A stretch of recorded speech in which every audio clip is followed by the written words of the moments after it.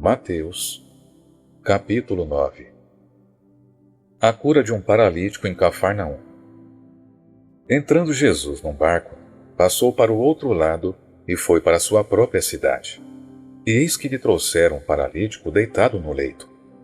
Vendo-lhes a fé, Jesus disse ao paralítico: Tem bom ânimo, filho, estão perdoados os teus pecados.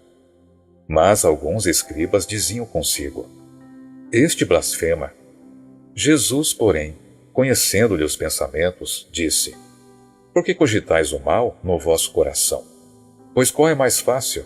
Dizer: Estão perdoados os teus pecados? Ou dizer: Levanta-te e anda?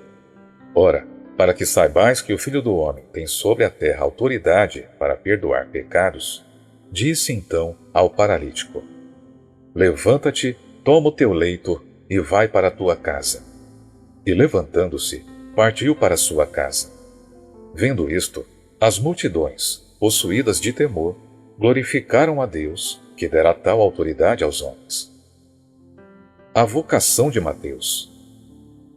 Partindo Jesus dali, viu um homem chamado Mateus sentado na coletoria e disse-lhe: Segue-me. Ele se levantou e o seguiu. Jesus come com pecadores. E sucedeu que, estando ele em casa, à mesa, muitos publicanos e pecadores vieram e tomaram lugares com Jesus e seus discípulos. Ora, vendo isto, os fariseus perguntavam aos discípulos: Por que come o vosso mestre com os publicanos e pecadores? Mas Jesus, ouvindo, disse: Os sãos não precisam de médico, e sim os doentes. Ide, porém, e aprendei o que significa: Misericórdia quero e não holocaustos, pois não vim chamar justos, e sim pecadores ao arrependimento. Do jejum.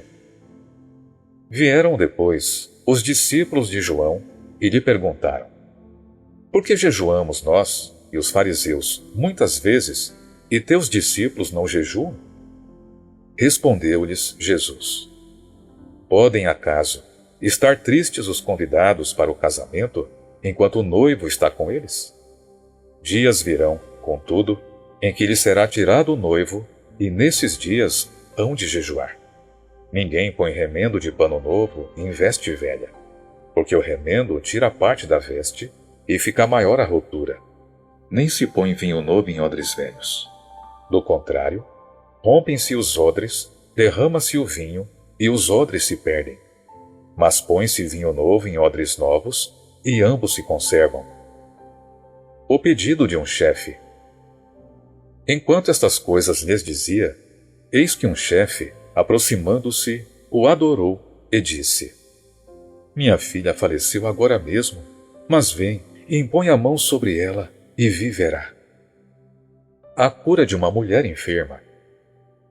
E Jesus, levantando-se, o seguia, e também os seus discípulos. E eis que uma mulher, que durante 12 anos vinha padecendo de uma hemorragia, veio por trás dele e lhe tocou na orla da veste, porque dizia consigo mesma: Se eu apenas lhe tocar a veste, ficarei curada. E Jesus, voltando-se e vendo-a, disse: Tem bom ânimo, filha, a tua fé te salvou. E desde aquele instante, a mulher ficou sã. A ressurreição da filha de Jairo. Tendo Jesus chegado à casa do chefe, e vendo os tocadores de flauta e o povo em alvoroço, disse: Retirai-vos, porque não está morta a menina, mas dorme. E riam-se dele. Mas, afastado o povo, entrou Jesus, tomou a menina pela mão, e ela se levantou. E a fama deste acontecimento correu por toda aquela terra. A cura de 2 cegos. Partindo Jesus dali, seguiram-no 2 cegos, clamando: Tem compaixão de nós, filho de Davi! Tendo ele entrado em casa, aproximaram-se os cegos, e Jesus lhes perguntou: Credes que eu possa fazer isso? Responderam-lhe: Sim, Senhor. Então, lhes tocou os olhos, dizendo: Faça-se-vos conforme a vossa fé. E abriram-se-lhe os olhos. Jesus, porém, os advertiu severamente, dizendo: Acautelai-vos de que ninguém o saiba. Saindo eles, porém, divulgaram-lhe a fama por toda aquela terra. A cura de um mudo endemoniado, a blasfêmia dos fariseus. Ao retirarem-se eles, foi-lhe trazido um mudo endemoniado, e, expelido o demônio, falou o mudo. E as multidões se admiravam, dizendo: Jamais se viu tal coisa em Israel. Mas os fariseus murmuravam: Pelo maioral dos demônios é que ele expele os demônios. Jesus ia por toda parte fazendo o bem, a seara e os trabalhadores.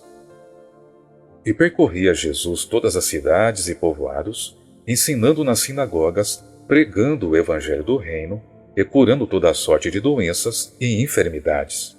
Vendo ele as multidões, compadeceu-se delas, porque estavam aflitas e exaustas como ovelhas que não têm pastor. E então se dirigiu a seus discípulos: A seara, na verdade, é grande, mas os trabalhadores são poucos. Rogai, pois, ao Senhor da seara que mande trabalhadores para a sua seara.